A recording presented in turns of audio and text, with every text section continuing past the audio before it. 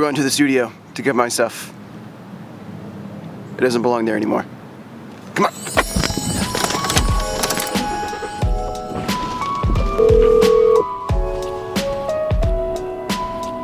Hey, Matthew. Hey, Dad. Just was wondering how your life was going. It's going good. I'm actually headed to the studio right now to pick up my stuff that isn't supposed to be there anymore. Oh, okay. So you're cleaning out your desk. Yeah, I guess so.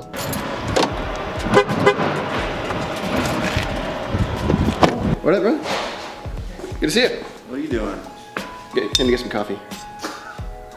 Glad we can help.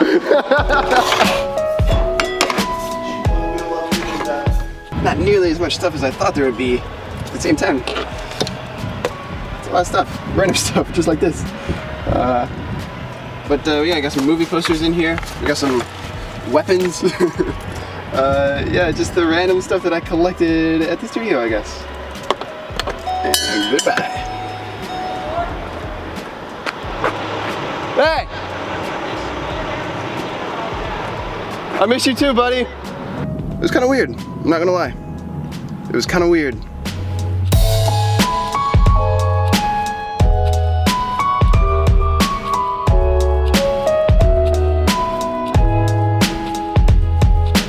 Thank you. Thank you. Okay, have a good week. You too.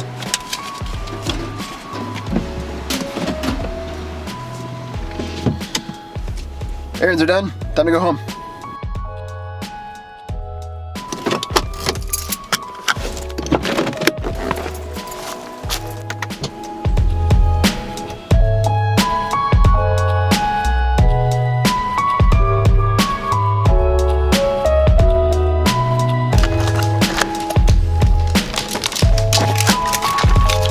So since I'm not at the studio anymore, I'm working from home pretty much full time, I need my office to be a bit more like a studio space. So I have a new light stand from the studio, thanks guys, and I just got a light panel, an LED light panel, this guy. So this guy's gonna give me some nice soft cool light, and I need a place to mount it, so I got that stand. Let's set it up.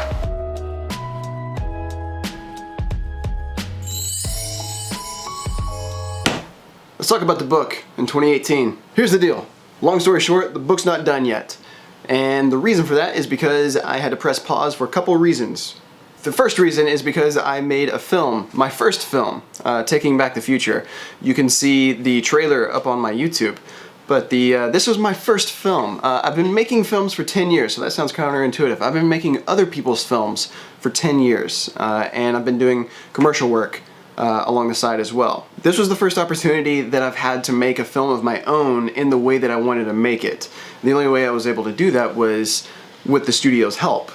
They allowed me to take time to do that, as well as helping me fund it. They paid for probably over half of the movie themselves directly from the studio's funds. Making the film, Taking Back the Future, was an incredible experience. It took us 45 days, which I don't know if you're aware of how long movies take to make, but 45 days for a movie with as many visual effects and stunts and choreography as this particular film took to create is insane. We did about 28 days of pre-production, 2 days of production, also insane, and then 15 days of post-production of me working basically 15 hours a day, also insane. And it was finished, and it went to the Indie Memphis Film Festival. It was one of 7 out of a couple hundred that were selected to be in competition within the festival itself. And then, do you hear that? That's my Roomba cleaning my house for me. 1 second.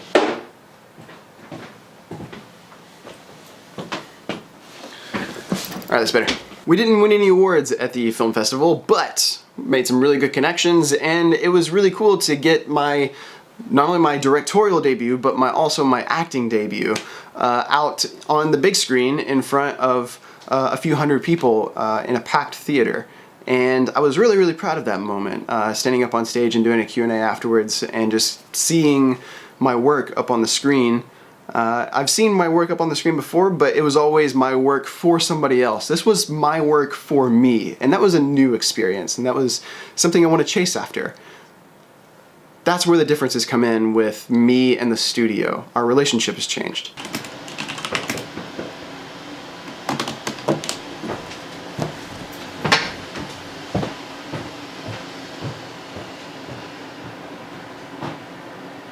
What up, dude? The edges of the frame need to basically be a tunnel, Sure. almost like makes sense. just to simulate essentially that speed. I just remembered another hiccup. What's that? That he had to tweak. As that bullet's coming down, you see him just moving a lot, Yeah. and it's like rapidly. That was Nathan. He makes movies, and I'm going to do some VFX for him, and then we're going to make some more movies together. Fortunately, I have a really good relationship with the owner, and we were able to speak very honestly with each other, and rather than just say, I'm not happy doing what I'm doing, and you're not happy with me being there, so we're done, and, exit the room, stage left and right, for both of us, we were able to compromise and come to a solution of, okay, how do we maintain our relationship, and you still get my services, I still get paid something by you, and we continue our relationship, but we also empower each other to go in the directions that we're trying to go now, because we're going in different directions. That's a very fortunate thing, and I'm very thankful for that, because it gives me an opportunity now to focus on my book and finish it. We're going through notes on it, and we're gonna basically go through the entire draft one. It's finished. We have the end written on the last page. We're gonna go through and we're making notes on all of it. We're gonna send it back to our ghostwriter. She's going to do a draft 2, and then once I get that draft 2, any further revisions beyond that will be handled by myself and my partner. Not only will I be working on my book full time, I'll be working on other things as well in the meantime. Short films, things I wanted to do 10 years ago. I've been freed up to vlog more, which is something that is very therapeutic for me, and I think is just a lot of fun to make, like these little miniature stories a couple times a week. And beyond that, I've got help from my best friends. I've been playing Dungeons & Dragons with Sarah, Kale, and Eric. Kale and Eric I've been playing Dungeons & Dragons with for, I think 3 years now? 3 or 4 years? And then Sarah joined the team last year, about a year and a half ago maybe. And now we've gotten to a point where these are our best friends. The four of us with our different and unique skill sets are able to make a really cool team that's making everything work. I don't think this is something that I could have orchestrated myself. I think it's something bigger than that. I think it's bigger than me and it's bigger than us.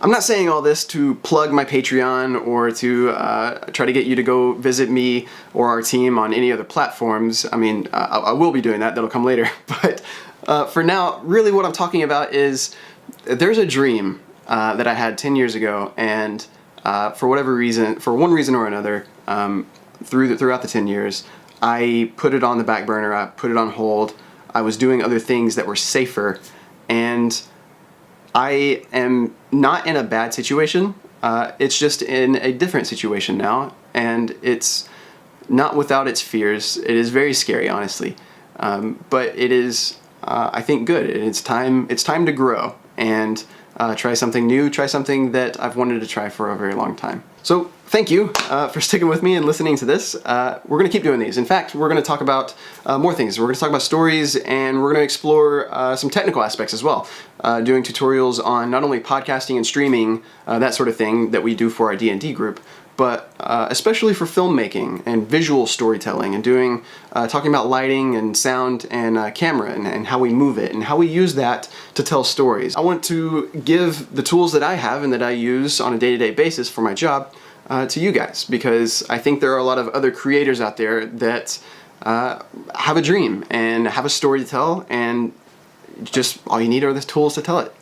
Thanks again for checking this out. And hey, if you have ever found yourself in a place that was kind of a scary place, where you took a chance on something that you didn't know what the outcome would be, share it with me in the comments section, just because the encouragement, I think, could go a long way, not only for myself, but for anybody else that is kind of going through this same sort of experience. Go write some good stories, and we're gonna keep on keeping on.